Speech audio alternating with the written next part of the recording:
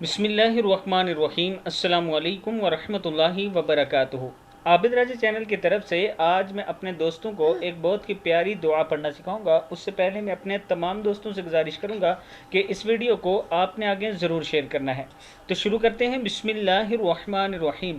حضرت ابو امامہ رضی اللہ تعالی عنہ فرماتے ہیں کہ آپ صلی اللہ علیہ وآلہ وسلم نے فرمایا، جس نے یہ دعا اللہم لک الحمد لا الہ الا انت ربی وانا عبدک آمنت بک مخلصا لک دینی امسیت علی عہدک ووعدک ما استطعت اتوب الیک من سیئ عملی واستغفرک لذنوبی التی لا یغفرها الا انت۔